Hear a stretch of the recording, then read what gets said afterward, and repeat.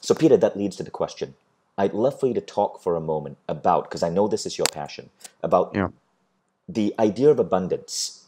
And one more thing you said you wanted to share on this interview is why we need to turn off the media. yeah. So I guess one of the questions that I've heard you ask is, what do you believe that most other people don't? And two ideas there. Um, the first is that you don't have to watch the news. I think that I want to give people a different perspective here, which is I don't watch the television news. I don't read the newspapers. I get my news filtered through Google News, where I can search for the subjects and I can get very quickly the few things that I need that are relevant to me. I've got filters that, if any of my companies or any of the areas of interest come up, those stories come to me directly.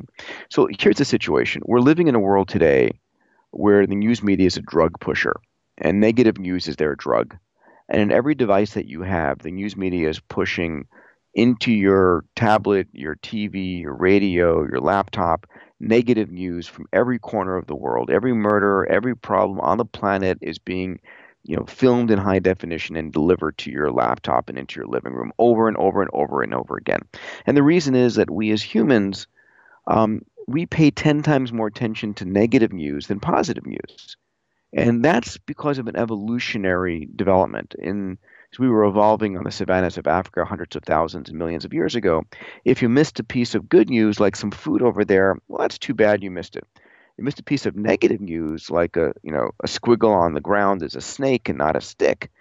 Your genes were out of the gene pool. And so we've evolved an ancient piece of our temporal lobe called the amygdala that scans everything we see and everything we hear for negative news. And when it detects it, it is, you're put on red alert. And the old saying is if it bleeds, it leads. And so for that reason, we pay far more attention to negative news. And that's why the newspaper and the television has got 10 times the negative news. Open up the paper tomorrow and just flip through the pages and you'll see that. And the question is that the way the world truly is? And I'm not saying that those things aren't going on in the world. It's just disproportionate, right? You don't have reporters standing in front of airports and saying, today there was no crashes at this airport today, or today there was no school shootings at this school today. They're only reporting the negative issues. And the fact of the matter is we have orders of magnitude much better news going on in the world. It's just good news networks don't succeed. They fail.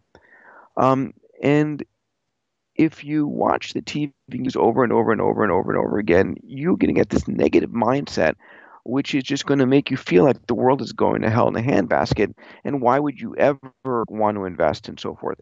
But by almost every measure we have, the world is getting extraordinarily better, right? Over the last 100 years, to use that time span, which we can all, we've all read about and think about in our history books, the human lifespan has more than doubled.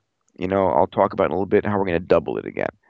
The per capita income for every nation on this planet has more than tripled. We're living in a world where we've gone from 99.9% extreme poverty to less than 1% extreme poverty on the planet.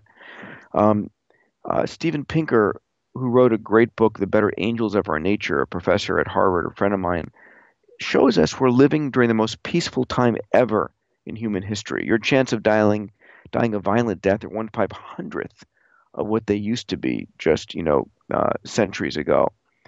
The cost of food has dropped 13-fold. The cost of energy has dropped 20-fold. Transportation 100-fold.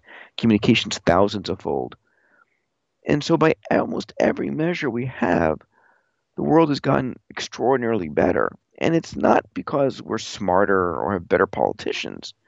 It's the impact of technology. Technology is that thing which takes what used to be scarce and makes it abundant over and over and over again. And we can talk about that if you want.